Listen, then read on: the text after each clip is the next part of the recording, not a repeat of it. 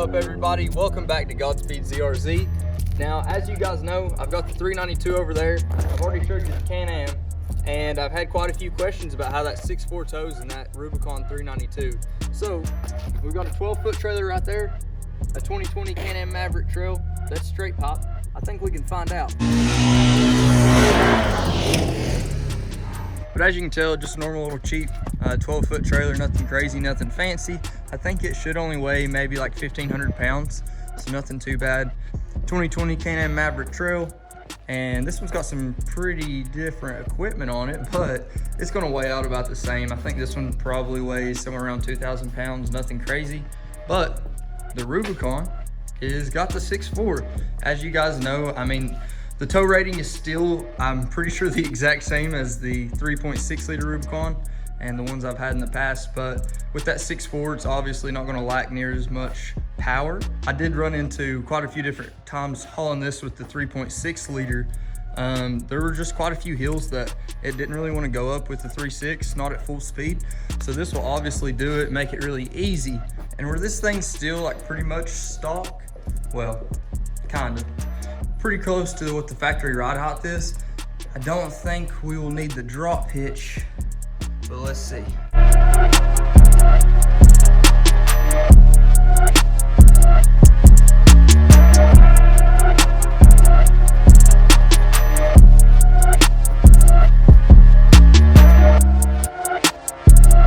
And of course, this one's already got the tow package on it, but we might as well at least put the baby drop hitch on it. It's the 2-inch drop.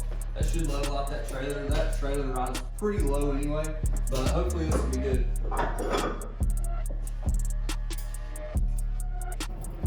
I know you guys haven't had a fair chance to hear this thing. The camera really doesn't pick it up well, so I've got you obviously a little bit farther away, but this is just so you can hear it.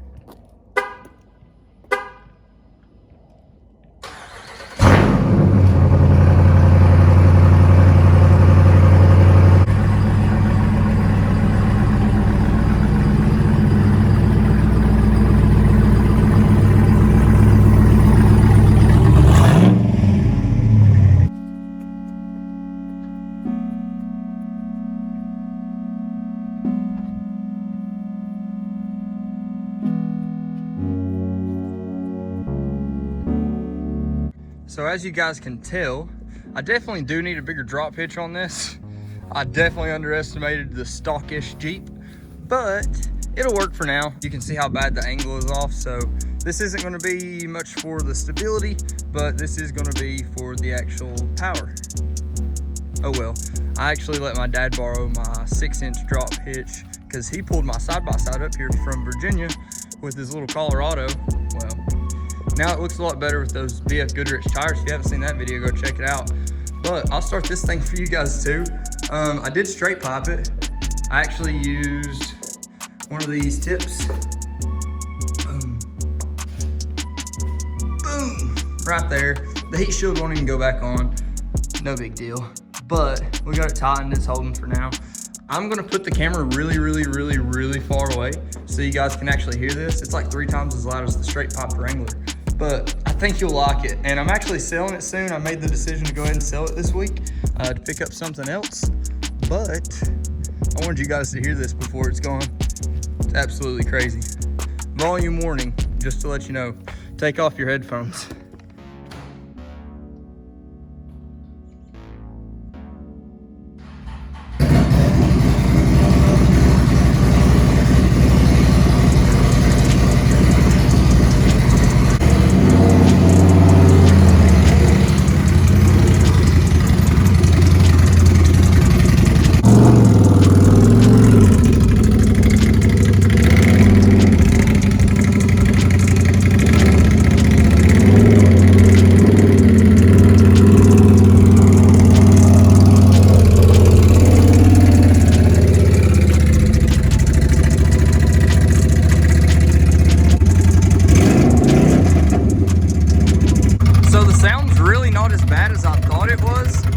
Straight piped it Thanksgiving night and drove it down the road, and it was horrible, but I mean, it's definitely manageable.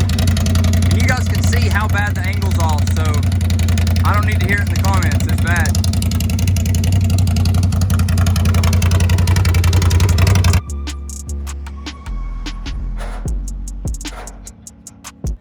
funniest part about this, it's still not near as bad as whenever I used to tow it with my 2020 Rubicon on 40s with a 4-inch lift. So just giving you guys a fair chance to look at how horrible the angle is off. Like I said, we're just doing this one for a power comparison to see how it feels. Both of them got the bronze wheels, bead locks on both. It's gonna look mean going down the road, that's for sure. All right, guys, we'll just go ahead and take it down the road. I did want to show you, I did get some new equipment. Don't buy one of these microphones, they suck. But hopefully you guys like the content a little bit better. I got this, a motorcycle mount. Hopefully I can mount it to the inside on the Jeep here on the oh shit bar. And hopefully you guys can see stuff a little bit better. And then I'll try to mount it whenever we're doing other videos. Let's see. I can mount it on these as well. We've got them on the back there too. So I'm gonna go ahead and try to mount this up, take you guys down the road, and you can see how this thing does. I put one semi strap on it to hold it down. Not like we're gonna be going 100 today or anything, but I opened the rear hatch. That way you should be able to see it tracking behind us as well. Just to give you guys something to watch while I'm driving. We're gonna go straight to a real road here, hit the highway, and then we may even hit the interstate, which we all know it'll have plenty of power on the interstate. It's just gonna come down to the stability, and today's probably not the best test for stability, but we really should test out the power. So let's just test it out, see how it feels behind it. Now the Jeep is not really weighted down by it because the angle of the trailer is so messed up, but let's try it out. Put on my seatbelt so you don't have to hear it ding.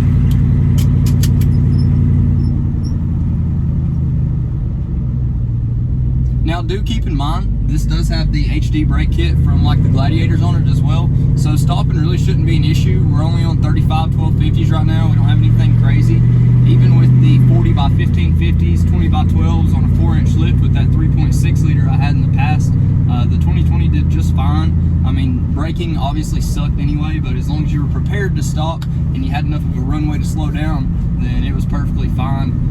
Just pulling off with this one, I really can't feel anything behind me. Of course, you feel a little bit of that bounce just because of the angle, but that's about it. Now, do keep in mind, like I said previously, these things are still only rated for like 3,500 pound towing capabilities. It just comes down to the limits of the actual chassis itself, you know. Now, once you step into the Gladiator Rubicon with the max tow, or the, I guess with the Sport S max tow, your rating goes up to about 7,800 pounds, 7,860, I can't remember exactly, but somewhere close to that. And this just isn't rated the same. Now, granted, this is gonna have so much more pulling power than the Gladiators do, because the Gladiators aren't offered with the 6.4, but still yet, just that stopping power comes down to the chassis. I wonder if there's a max speed that this trailer's rated for. I mean, the Jeep will only do 99, I'm sure it can do that. Even with these Fox shocks, you know, it is very off-road oriented, and anytime you get one of these off-road oriented vehicles, the tow ratings are just not going to be there. But you don't feel it. It's not because of the lack of power, that's for sure.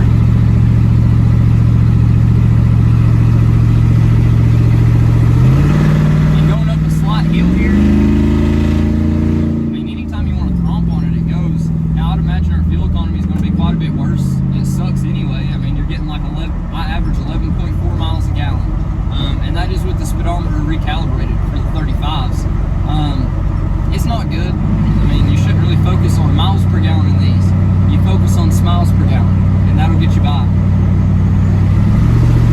So right now, before we even get on the highway, we're cruising right here at about 50 miles an hour. I guess we're in 6th gear, and we're cruising at 2,000 RPMs, and it's wanting to shift again. Just shifting into 8th gear while we're cruising at 50. We are at 1,200 RPMs, and you can't even tell it's behind you. And really, the weight on this thing, it's not really transferring the weight in an ill way. It all seems very manageable. Even whenever I do a little shaky, it's not that bad. I mean, you don't notice it. But granted, this is also coming from the standpoint, I told you guys what I pulled this with before.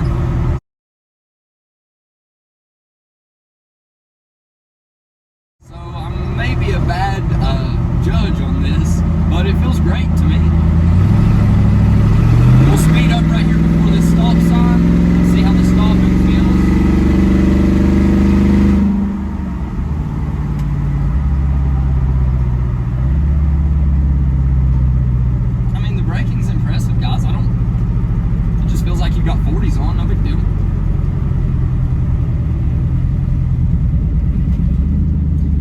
like it's trying to push me anymore, anything like that.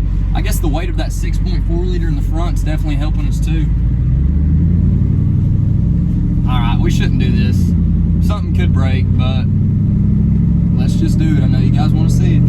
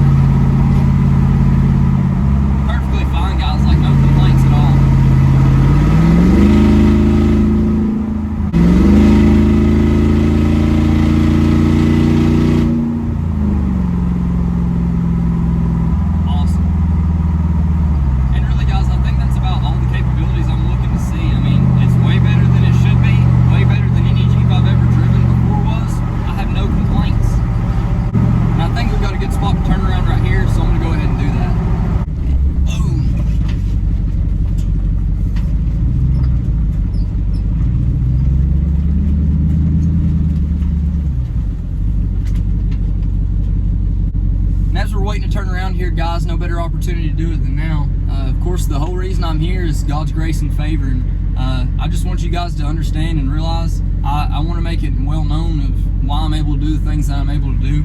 I see on some of the comments, daddy's money and all that stuff. It's funny, you know, I've heard it my whole life, but it's just grace and favor from God, guys, and all the glory goes to Him. Now we can try to pull back out before somebody runs over us on this blind hill. Turn radius is great with this little trailer. Might as well stomp on it again.